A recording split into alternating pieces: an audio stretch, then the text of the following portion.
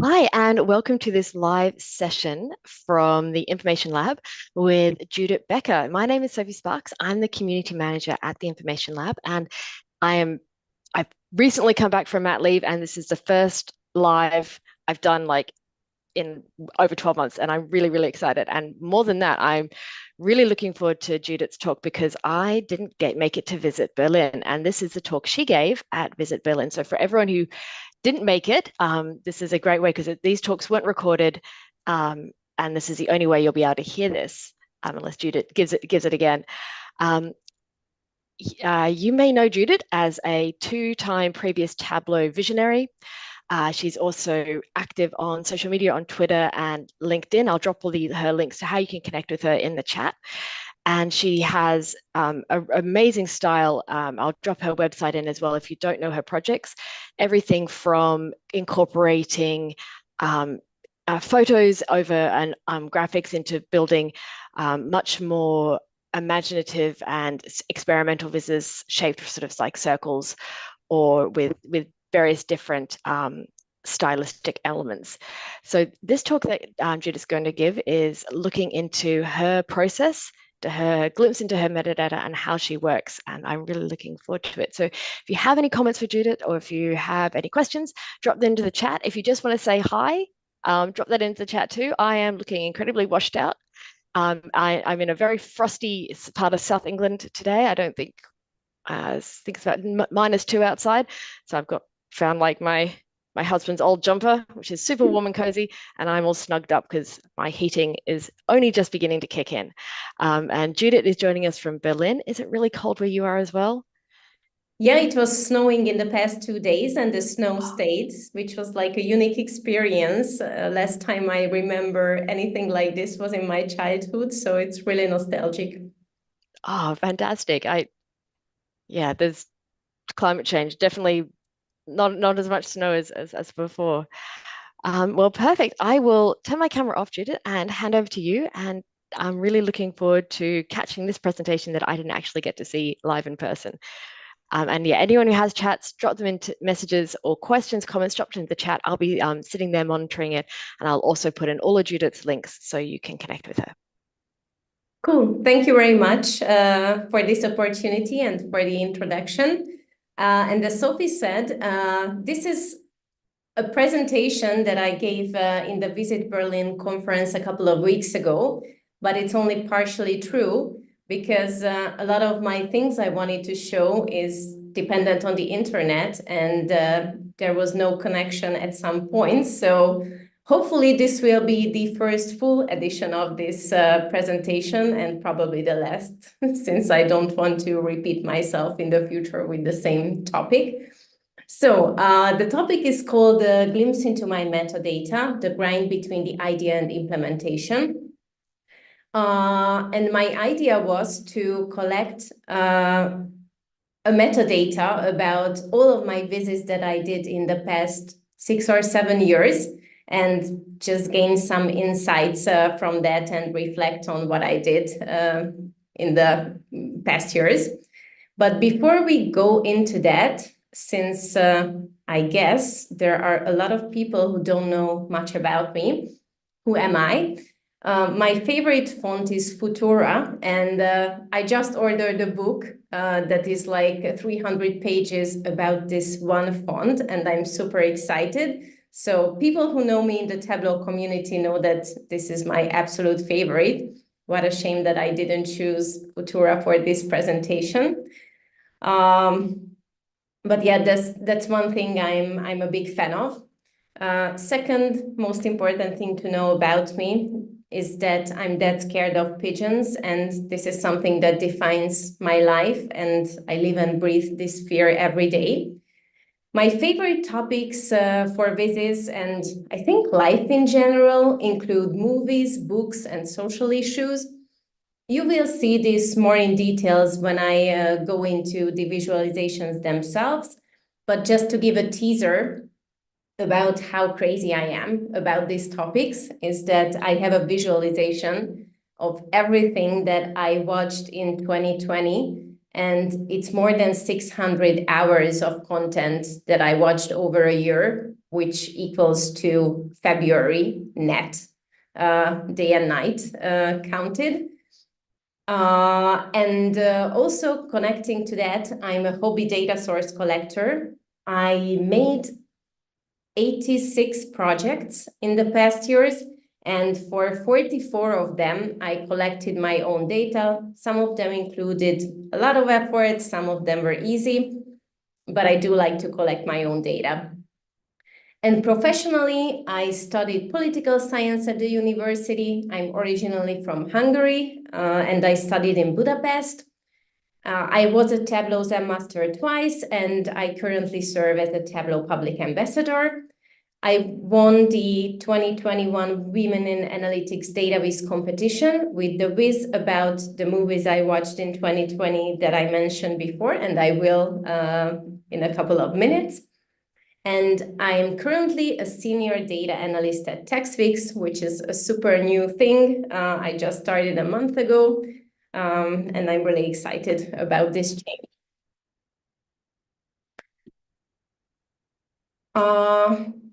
And just one more slide. This is my last slide because I'm not a big fan of PowerPoint presentations. When I was preparing for this, I didn't know how to summarize what I wanted to do. So I asked my brother how he would summarize it for me, just as an outsider out of my brain. And this is what he said to me. So the glimpse into my metadata, or the story of how I once sat for 50 hours watching people sip coffee. And I will just read it because I don't think I can phrase it any better. I tend to choose topics that need unique equals non-existent data sets. And if I'm married to the idea, I don't mind spending a month working on a biz. Spoiler alert, even though these are the closest to my heart, the time investment is absolutely not proportional to their success. Anyway, we define success. So I will switch over to my Safari tab. So those who don't know me, this is my Tableau public profile, and I wanted to show that because before we jump into how I collected my data and what's on this dashboard that is named work in progress, but it never be more final than it is today. So I used 4 platforms over these years. Most of my visualizations are on Tableau Public, but I have a couple of other places where I publish my work as well. One of them is Behance, which is an Adobe product. So when I do high resolution images or static ones, or I redo something in Tableau so that I don't want it to be pixelated, I redo it in Illustrator and it ends up here. And in the early days, when I didn't discover Behance, I didn't even know if it existed at that time. But there were some visualizations, mainly infographics, that I published on this site, and you have to go back a lot of years to be able to have a look at them. And there's something else. My user is non-existent at the time. I don't remember myself deleting it, but I did have a couple of visits, mainly in business topics in the Power BI gallery, and I managed to discover those links. So I linked it to my metadata. It's not much, but I did have some presence there. So how I collected the data, because how would a metadata dashboard be complete without me collecting my own data for it?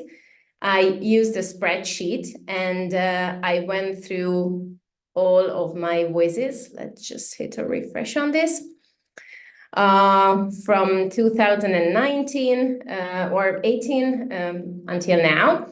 So everything has a name. I categorize them into topics, publish dates, how many tools I used, which were those tools, was it exhibited, was the data source self-collected or ready-made.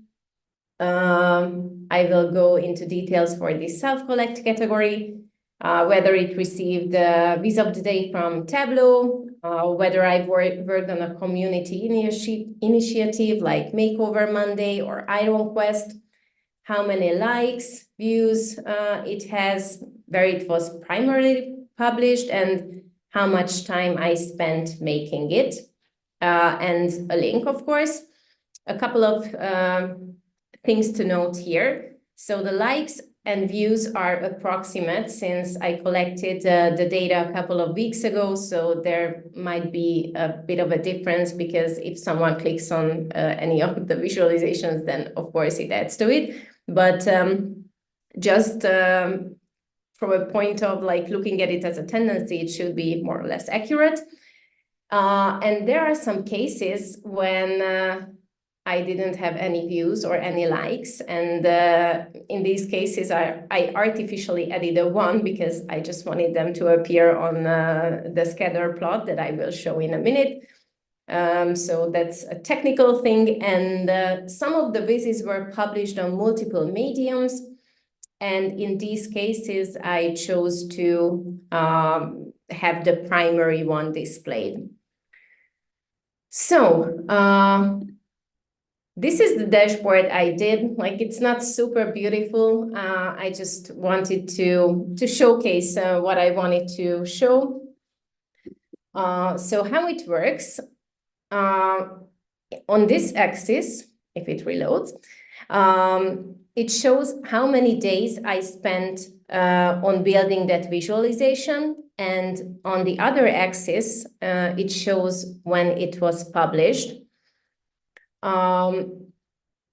The color means whether it was ready-made or self-collected. I made a couple of options here to show, like whether if it was a community initiative, and I played around with it a bit, but I figured that the data source breakdown would be the one to tell my story the best. And the size means the number of views. I can switch it to likes as well. But I thought it would make a bigger difference than it is, so I just leave it on view. A couple of things here that I wanted to tell. Number one is that I think more than half of my projects were self-collected. And you can see it here, this gray area. This means Corona times. So if I had a look, 44% of all my visualizations were done in 6 months, in the first half of 2020, where I was sad and lonely and had nothing else to do, but everything got resolved over time. So I think this was a really important time because I made a lot of visualizations. As you can see here, they didn't require too much time investment, and I think they added a lot to the quantity of my portfolio.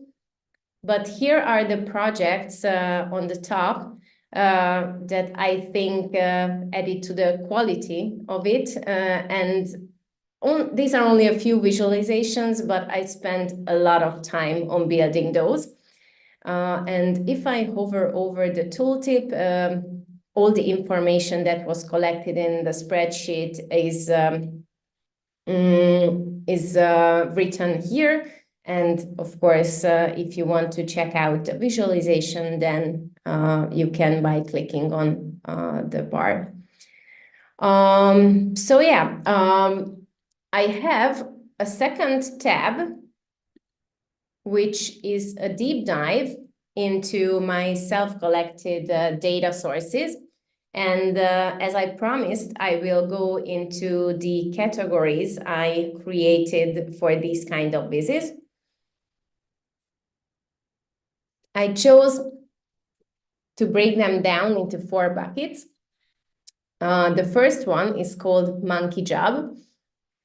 These are data sources or projects that may took more time, but it was really easy to do. Like, I found the data somewhere and I just had to sit it out, just sit in front of the computer and convert what I found into a format that will be good for data visualization in Tableau. So I won't talk about this, but I have an example to show.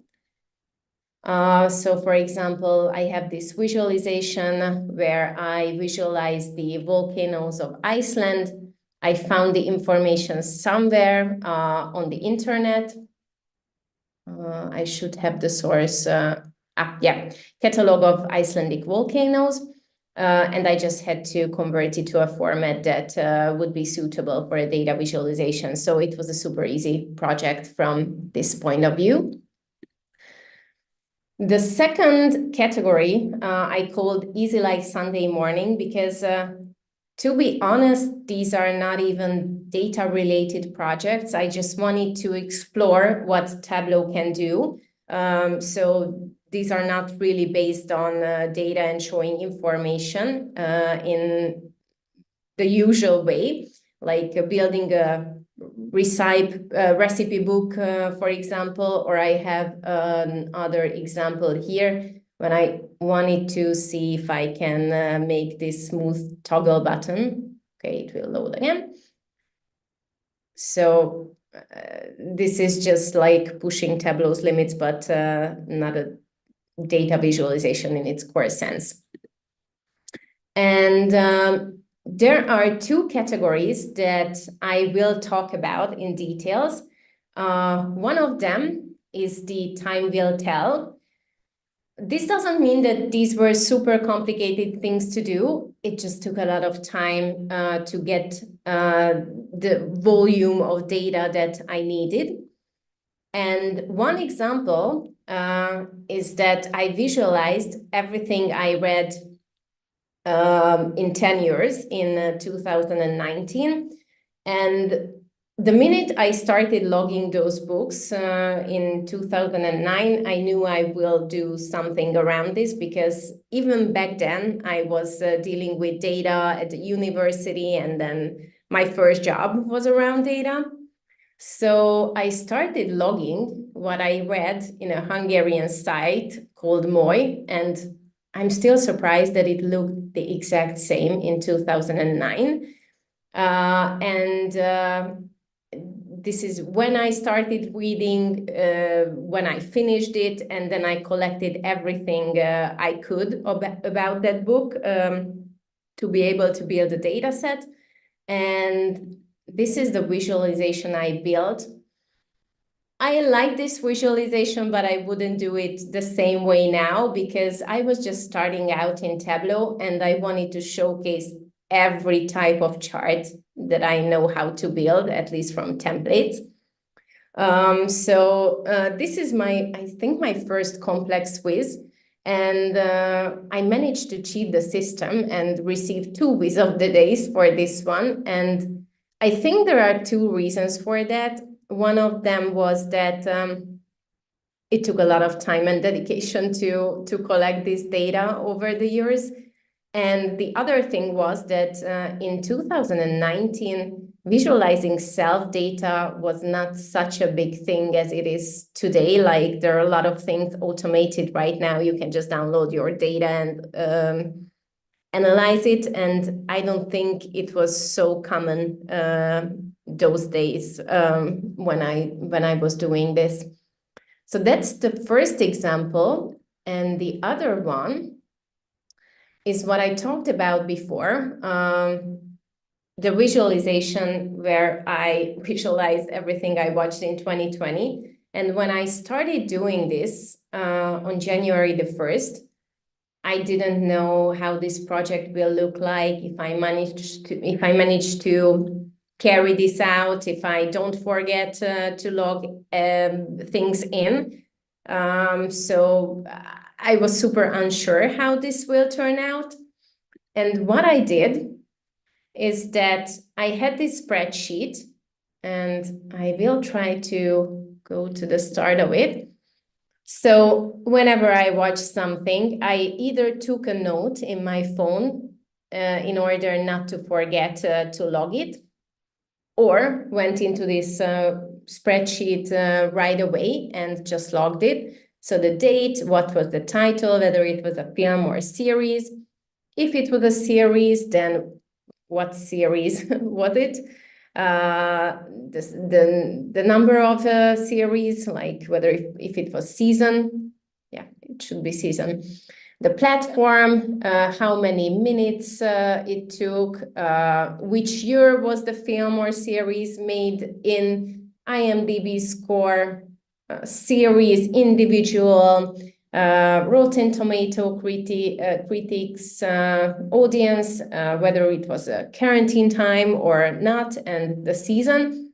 And in the end of December, I revised those. So like, I don't know, if the IMDb score was lower when I recorded it the first, then I adjusted it. So it was a lot of manual work, and I ended up logging 600 something elements.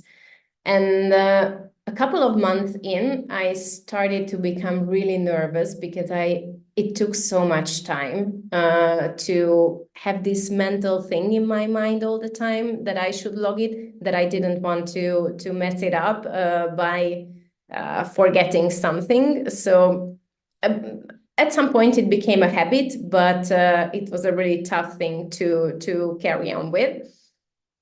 And this is the visualization that it turned into. And the design was inspired by a chili bottle. So it's called Fire Walk With Me, Everything I Watched in 2020, because this was the year I watched Twin Peaks and I fell madly in love with Twin Peaks. And this is one of the slogans of Twin Peaks, Fire Walk With Me. So if we hover over any of the bar elements, then it's horrifying, but I can have a look at how many minutes I watched a day from which content and on which platform. And I also showed here which were the things I spent the most hours of watching. And number one is Sons of Anarchy, almost 50 hours. So these were the examples from the Time Will Tell category, but I have an even bigger favorite, which I called, again, after Twin Peaks, Get Your Shovel. These are the visualizations when for the data gathering, it took ages, like net time. So I will start going into details just to showcase how crazy things I did over the years in this category. So number one I selected is, again, from the design perspective, I wouldn't do it this way now, but I'm really proud of how this turned out. There was a tech event in Hungary in 2019, I guess, where a couple of us from our team decided to present topics around Barbie. It was the 58th anniversary, and all of us selected different topics. And I decided to create a Barbie network. So you can see here Barbie and how she's connected to other Barbies, like blue men, pink women, and the connection marks the different types of relationships.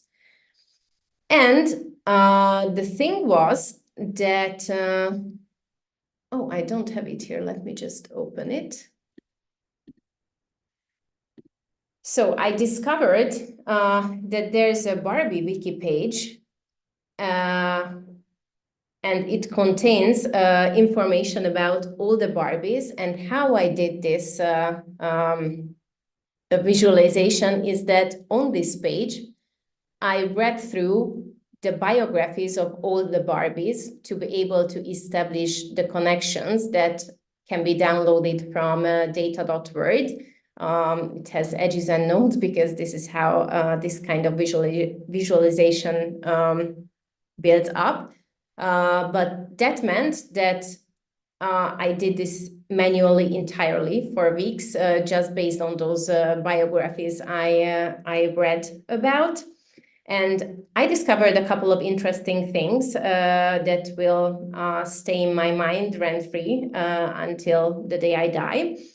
And one of them is that, let's see, Barbie here. So Barbie's partner, as we all know, is Ken.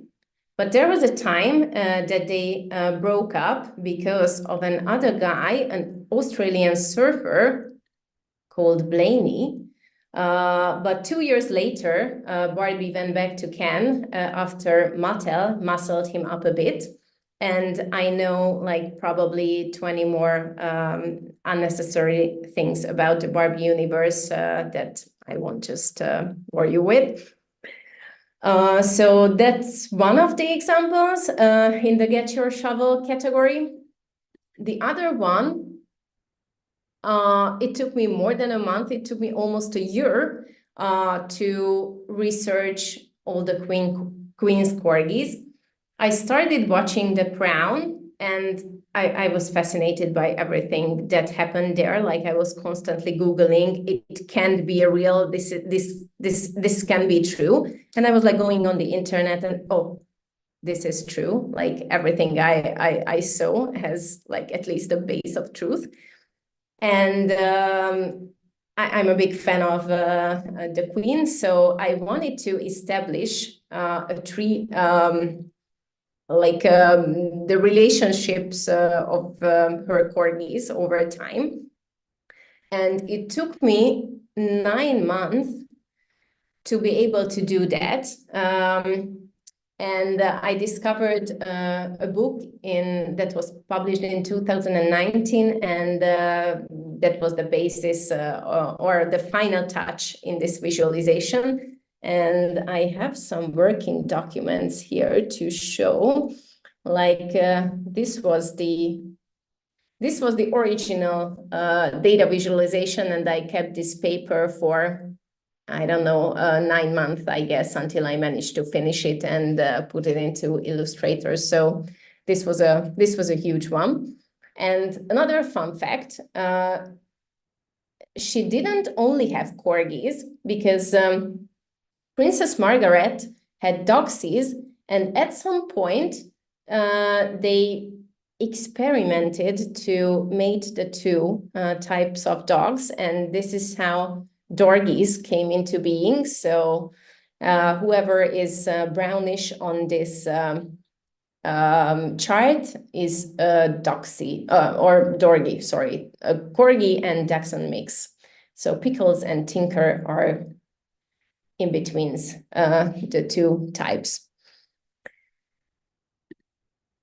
Yes, the next thing that was even crazier is after I watched Twin Peaks, I decided to rewatch it, and it's more than 40 hours of content, because I had the idea that coffees play such an important and central role in Twin Peaks, and they drink so much coffee that I should visualize it. So just to hold myself accountable, this was the project. I started live blogging from day one, from the start of collecting the data with ideas that went south to the final thing. So on May 4th, I started putting this data source together. And how I did it is I started watching the series, and every time I saw someone drink a coffee, I paused the video. I manually logged in the timestamp, and if someone else joined the scene, then I post it again and log the timestamp again. And so when different people enter the same coffee scene, then they would have, of course, their separate line. So it was a nightmare because I wanted to be super accurate, and I was pausing videos, then rewinding, and it was a nightmare in a sort of way, but I did enjoy it, and I think this is one of my favorite projects ever. Over the course of those 40 hours, I counted 258 coffees. And this is where I documented my first design ideas, what were the problems, what I did like, what I didn't like. I made some Pinterest boards. This was the first sneak peek of the data when it was not even ready. Then again, I contemplated a couple of things.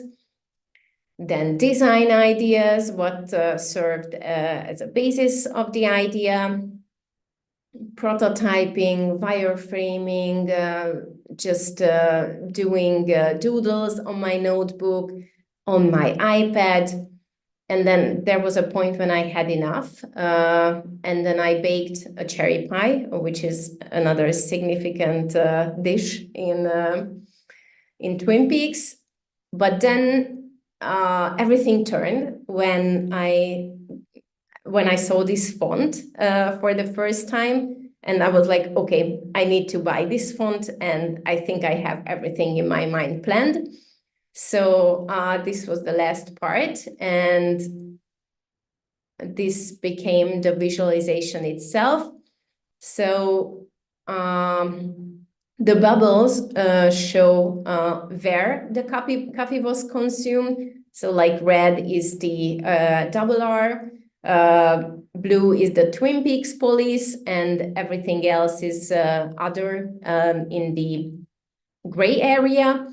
And the bars show who drank a coffee. Special Agent Cooper is red, Harry Truman is blue, and others are gray again.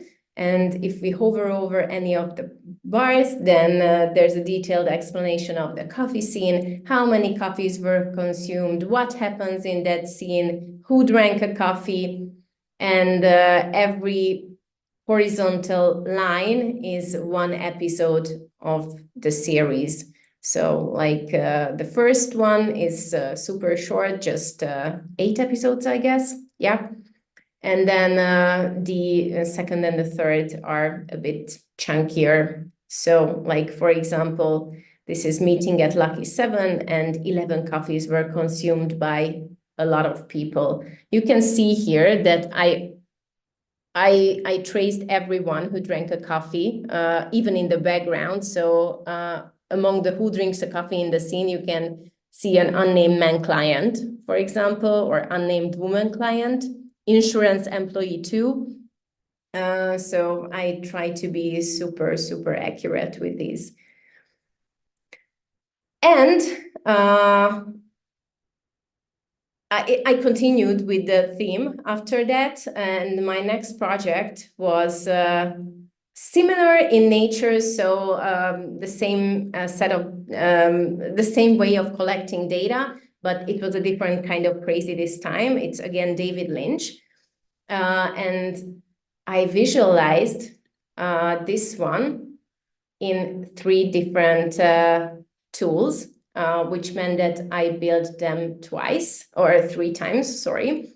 So it's again like tracking who's doing what, basically. If you want to go into details, then just open the dashboard, but otherwise it's not the gist of it here. So it was first made in Tableau, and then I created it in Behance to be able to visualize like super sharp details, because I just like this design, and I wanted it to live a better life. But then I started experimenting with P5, and I redid it the third time in JavaScript. And you won't even notice the details if you don't look really close, but all I wanted to do is to try out if I can move this element and move the gradients and pulsate those small circles. And the code is on GitHub. And I think it took more than 500 lines of code to be able to do it. So there are no picture elements here. Everything is a code. And it's crazy that you can do that. Unfortunately, it takes a lot of time, but this won't be my last project. So I really like this experiment. And my last one that I wanted to show, and then I'm happy to answer any questions, is a very recent one that I did about the largest lakes around Berlin. And the reason for that is that we got delivered the Berliner Morgenpost one day. And I saw that in the paper, which is a daily newspaper, there were super high quality infographics displayed. And I was wondering, like, hey, are people paid for this in Germany? Which was like crazy for me. I couldn't imagine it.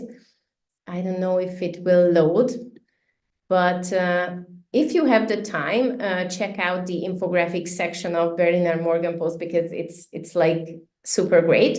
So I was inspired by that. And I searched for the data everywhere across the internet, like Wikipedia, German sites, and I'm just learning German, so it was like a super hard test. But I know all the specific words around lakes by now, so it was worth it. And this is how it turned out. So these are the biggest lakes. And as I said here, like the more outlines the lake has, the deeper it is. So we can see here that there are a lot of lines here. And I think this was the biggest, where I drew like more than 70 lines inwards. And just to show you how I did it, because again, I'm a bit crazy. Open with preview. So for all the lakes, I took a print screen of Google Maps. And then I drew like one outline, and I calculated where I should place the inward outlines in order to be proportionate, and by how much I should decrease the opacity inwards to have that cube effect, I guess. So I did it manually for all these lakes, and some of them were really, really deep. So it required a lot of power from my computer to draw these lines so many times, and brain cells to burn on this project. So I think the learning from this presentation is that I do believe that these projects are super great fun. And even though it takes a lot of time, when you spend a lot of time on a project you love and you go very deep into, then it can really elevate you from the crowd. And the other thing is that I always share my data sources after I collected them, if it's not my personal data. And I believe that this is a really nice resource for others to learn, because they can use interesting data sets to practice on. So I do believe in sharing those things. And I guess this concludes my presentation, and I was right on time because I said 40 minutes.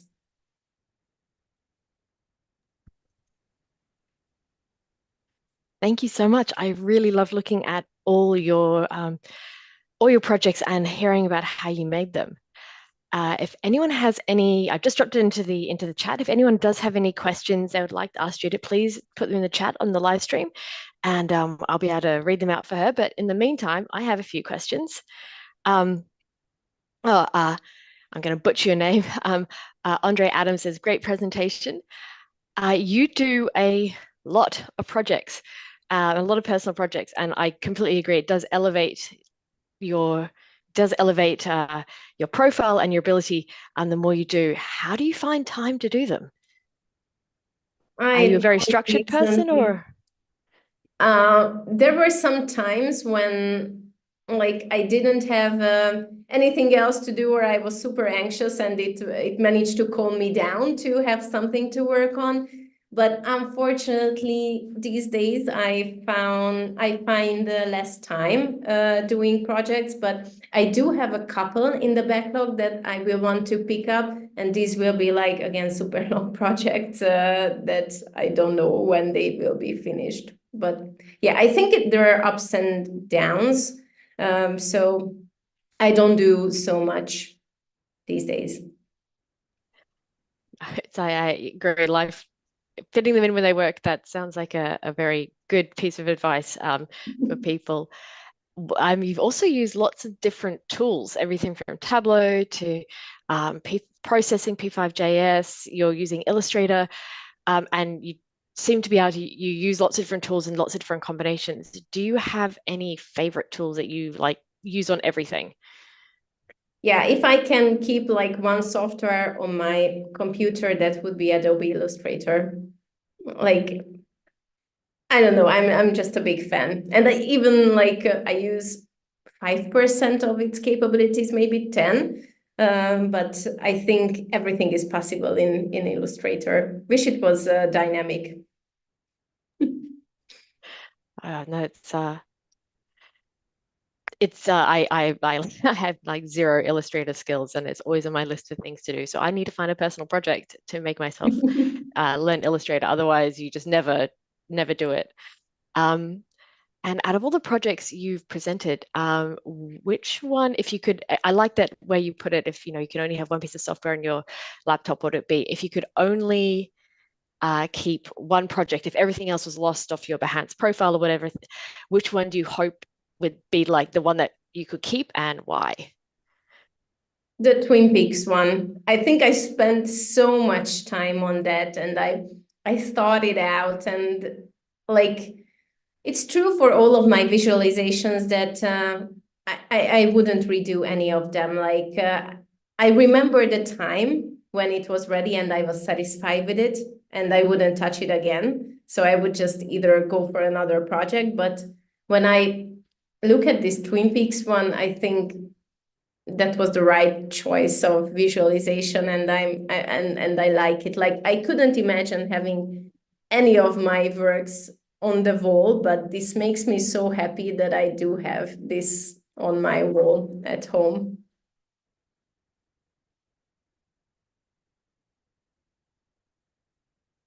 I lost your voice.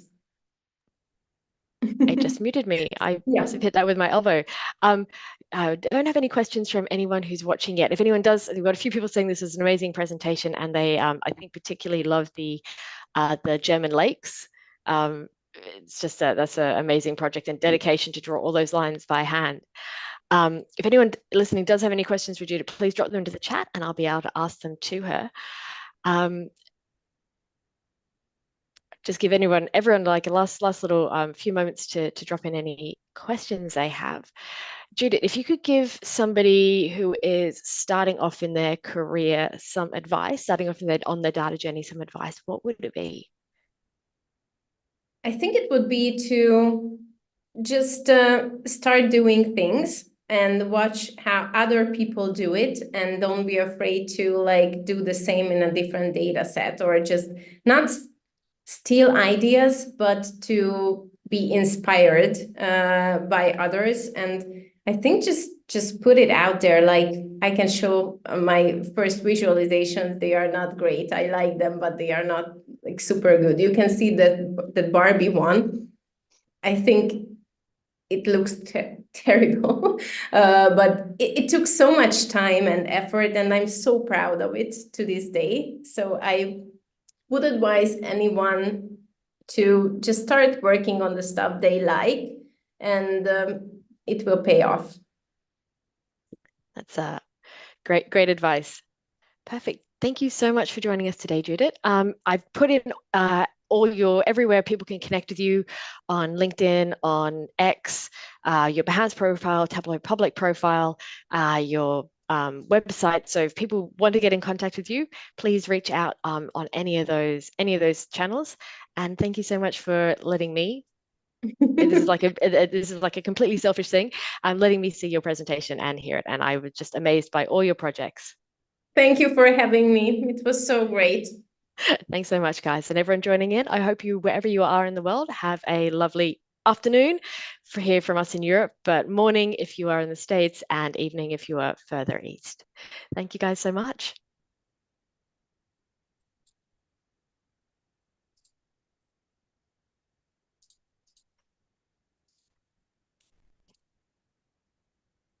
I was just about to say that, I totally am not managing to stop this live stream.